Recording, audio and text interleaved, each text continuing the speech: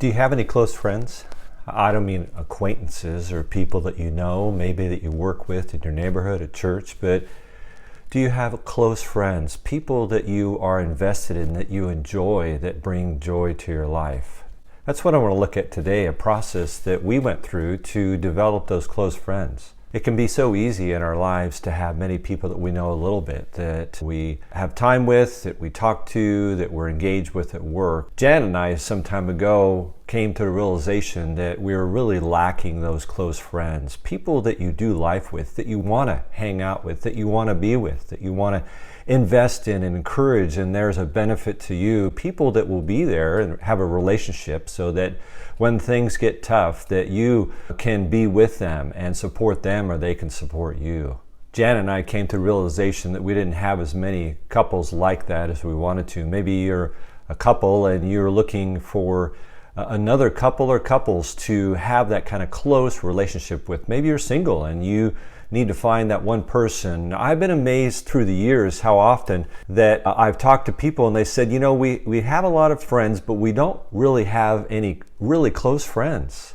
Jan and I had been thinking about this and evaluating our own life and our own relationship, thinking about the second part of our life and how we wanted it to be sweet, how we wanted to have impact. And one of the things that we realized that we had to work on is having a few close relationships with some other couples where we can build into their life and they can build into our life, and to add that joy and that impact that we could have in the second part of life. So let me suggest to you 4 steps that maybe you can consider to move away from having those surface relationships to really developing those kind of deeper relationships that make life so much more enjoyable and meaningful. The first thing that we had to do is to realize how important it was that we have those kind of relationships. We had been going on, had been busy and doing all these things, but it was only when we stopped and began to ask ourselves, do we have those deep relationships with other people? Do we have those relationships that make that meaning and that significance in our lives? The first thing that Janet and I had to do was we had to take some stock of the relationships that we had and to evaluate whether most of those relationships are just on a surface level, or are we enjoying those kind of close relationships that we want to have with other couples and other individuals. We realized that we had to get serious about the process of developing those relationships. They weren't just going to happen. They weren't just happening. And so we had to make a point of planning out and thinking about it and beginning to put more energy into developing those kind of relationships. Sometimes you can go through your life and not realize what you're missing. And this is what I'd suggest to you, to look around you at the relationships with you have. And do you have those kind of relationships with others where you're sharing in somebody else's life in a more meaningful way? We live in an age where we are so detached, I think, from people with Facebook and all these social media platforms. We also live in entertainment time where it's so easy for us or anybody to come home at night and watch Amazon Prime or Netflix, and it kind of detaches us from those kind of intimate relationships. So the first thing, again, that we had to do was to get serious and evaluate and to really make it a concerted effort and a focus in our lives to begin to look for those other couples that we wanted to develop that kind of close relationship with. The second thing that we had to do, that I would encourage you to do, is to look around you at the potential couples or individuals that are right around you in your life that maybe you want to begin to develop that kind of relationship with. What are the couples around you that share that common interest? And maybe you know them, but you need to begin to develop that closer relationship with them. We don't even think about that sometimes when we look around us, but we have to realize that others need that kind of closer relationship too. They need that connection with others on a deeper level so that they can share life. And this is a great opportunity for you to encourage another couple to begin to reach out to them. But it's important to realize those couples around you that are potential couples that you can develop that relationship with. One thing to guard yourself against is focusing on one couple. Maybe it's a couple that are more friendly or more engaging. And the reality is that there are probably other couples or other individuals around you that also are a potential for that kind of deeper relationship.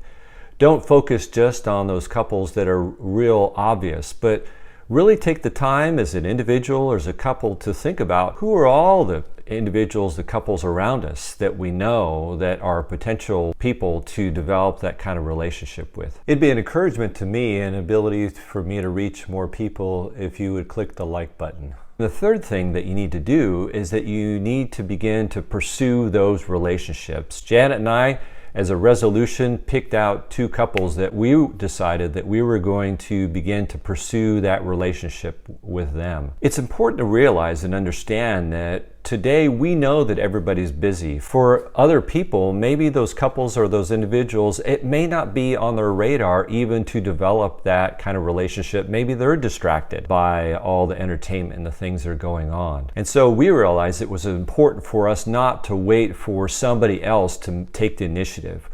We realized that if we were going to develop those kind of close relationships, that we had to pursue those relationships. So we had to be purposeful in inviting them over and engaging with them and trying to be invested in their life and to begin to encourage them where they're at. We had to realize that as we had narrowed it down to a few couples, that some of those couples, it wasn't going to take. We weren't going to be able to develop a relationship with them because they had other friendships going on, because they had other things going on in their life. Maybe it just wasn't on their radar at the time.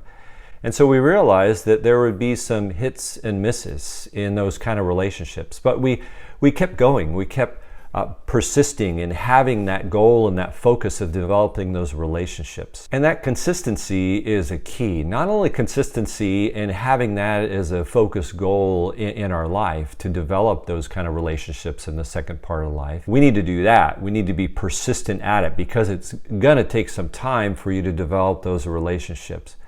But also a persistence in pursuing those individuals or couples that you, as I said, need to take the initiative. And we've found in those couples that we have been able to develop that with, that once we took the initiative, that they started responding and having us over and inviting us to be more and more a part of their life. That persistence is something that's going to take place over time to really develop those deep relationships. And that's the fourth thing, to work at deepening those relationships. It's important because we're so used to operating on the surface to really work at being transparent in that relationship and developing interest together and having time together and caring about them, helping them in their time of need is really important to the deepening of that relationship and having it be a lot stronger than maybe something you've experienced in the past. You know, I think about that verse in 1 Corinthians 13 about love, and one of the things it says is love is not provoked.